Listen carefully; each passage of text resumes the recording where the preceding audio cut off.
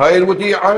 ها، ولذلك هذا الله يرحم المرحوم سيد عبد الحسين الشرع رحمة الله عليه، هذا العالم لما يخاطب عن لسان فاطمة الزهراء ترى ماكو رجال يتحمل. أنا ما أدري هذا السيد شلون جايب هذا في لسان الشعر، ومجلسه الآن عامل بوجود أعزائي الشعراء خدمتك للبيت عليهم السلام، يقول يا علي يا علي قدامك يضربوني. يعني يوصل الأمر إلى هذه الدرجة. وبالفعل يوم من الأيام اجتمعوا بعض الصحابة حول أمير المؤمنين عليه السلام، قالوا له يا علي نريد أحلى يوم بحياتك يا يوم. الإمام عليه السلام قال أحلى يوم اللي ما أنساه يوم الذي رسول الله رفع يدي في غدير خم وقال من كنت مولاه فهذا علي مولاه.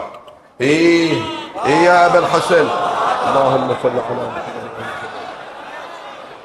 الآن اسمع السؤال الثاني وخلي تهل دمعتك.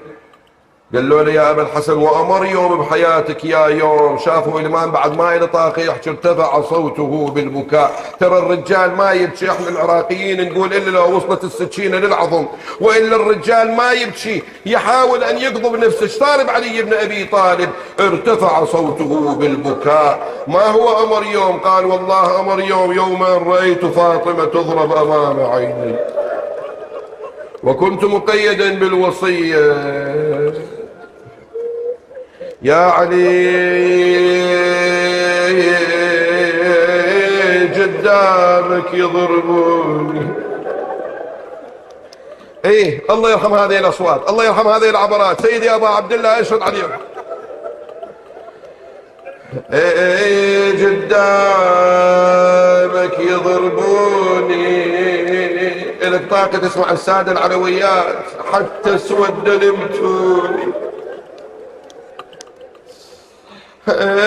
ما انا وديعة الغادي وانت تشفر دمير، والله وانت تشفر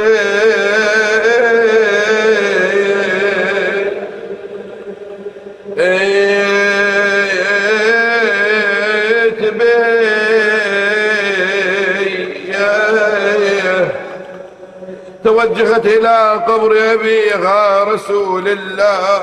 قومك يا أبوي عدوا للدار. لا إله إلا الله. باكر ليلة شهادة الزهراء، بس هالليلة أريدك مقدمة. هذا لسان حال الزهراء سلام الله عليها تخاطب أباها رسول الله. إذا عندك حالة رود يلا رد وياي. قومك يا أبوي عدوا للدار.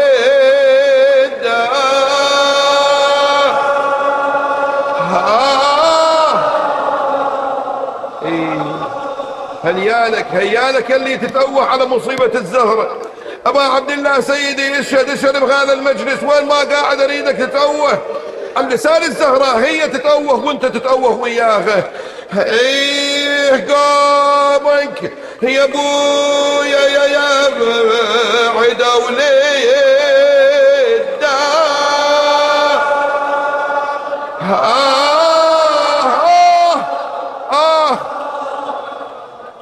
رادوا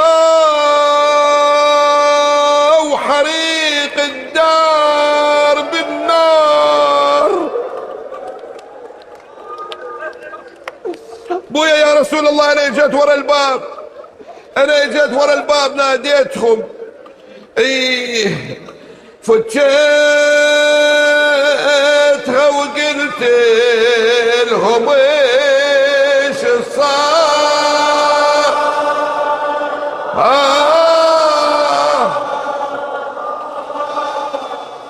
يا ابوي عسراني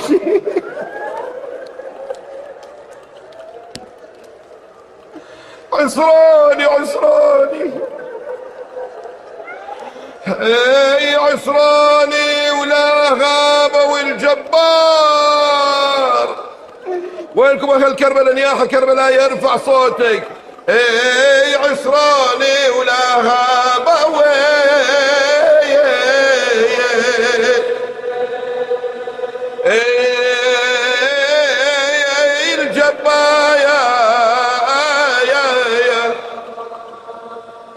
الزهراء سلام الله عليها هالليلة كان، خليني باقي المجلس أقول باكر بالليل بس هالليلة، قالت يا أسماء سمعت أبي رسول الله يقول عند غروب الشمس يستجاب الدعاء. هاي ليلة قبل الوفاة، قضية الليلة، ها مأساة الليلة. يا أسماء أنا أذهب إلى الحجرة إذا أوشكت الشمس على الغروب فنبهيني لكي أصلي لربي ركعات.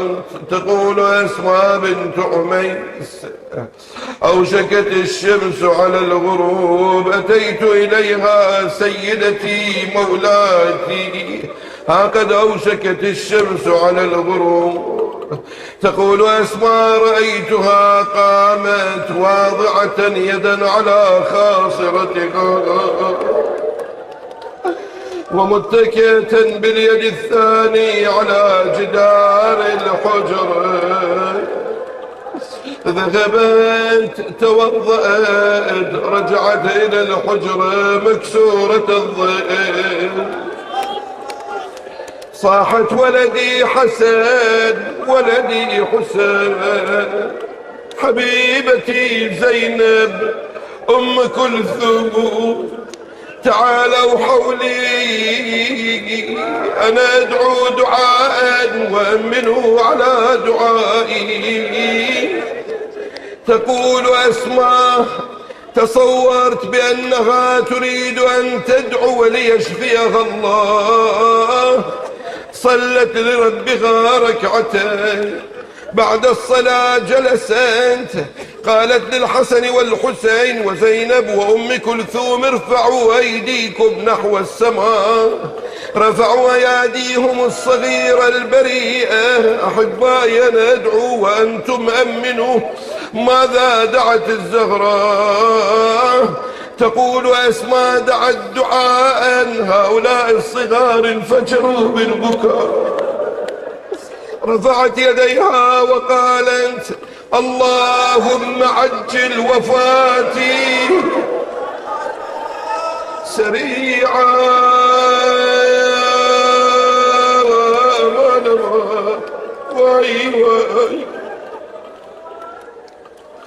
أخلي باقي المصيبة باكر بالليل بس اسمعني.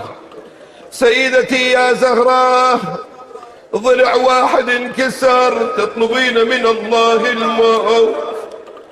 سيدتي رأيتي سيفا واحدا على علي تطلبين من الله الموت.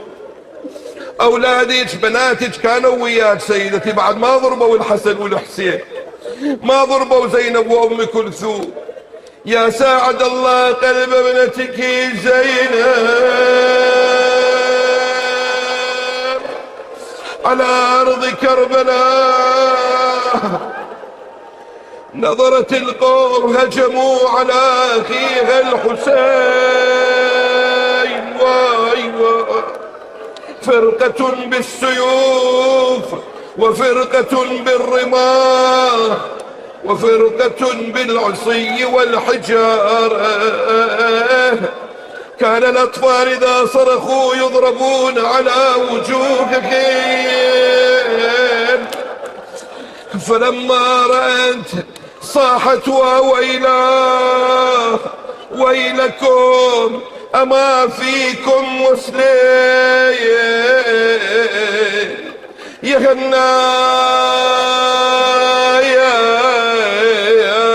ضيعت البصيرة وابن والدي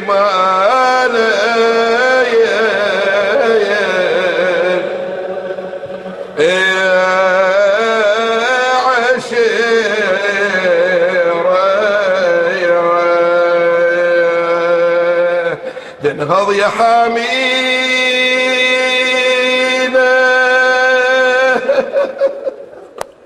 اخويا يا مسكين.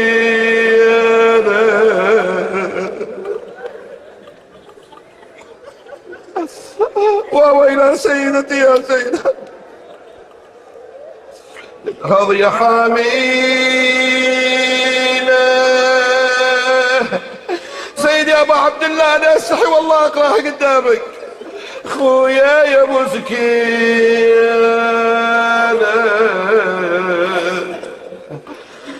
خويا يا مسكين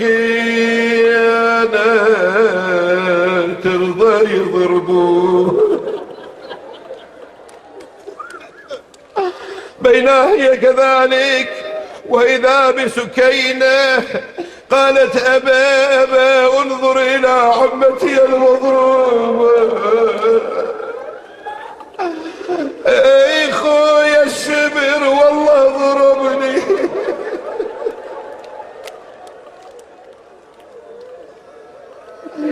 اريد النسوان يصرخن. ها اسمع اسمع اللسان زينب. خويا الشبر والله ضربني بعد، اي نطبني على خدوده وشتا.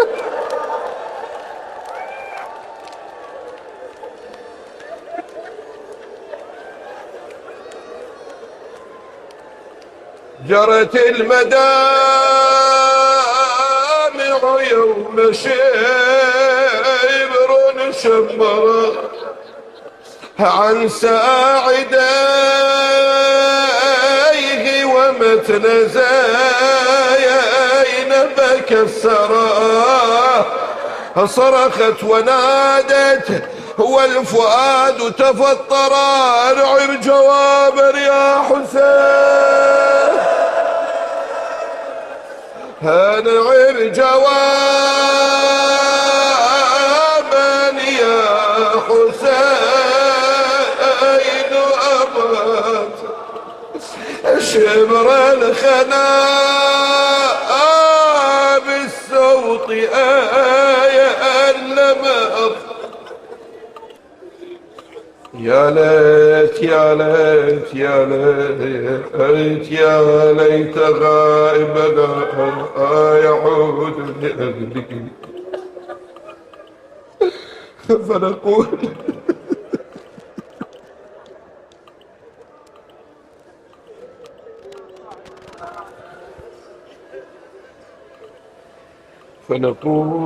أهلا بالحبيب ومرحبا. سيدي يا أبا عبد الله الدموع تنزل بمجلسك وببيتك. الناس ما يطلبون شيء إلا أن أول شيء أبا عبد الله نريد الأمان لكل أهل العراق.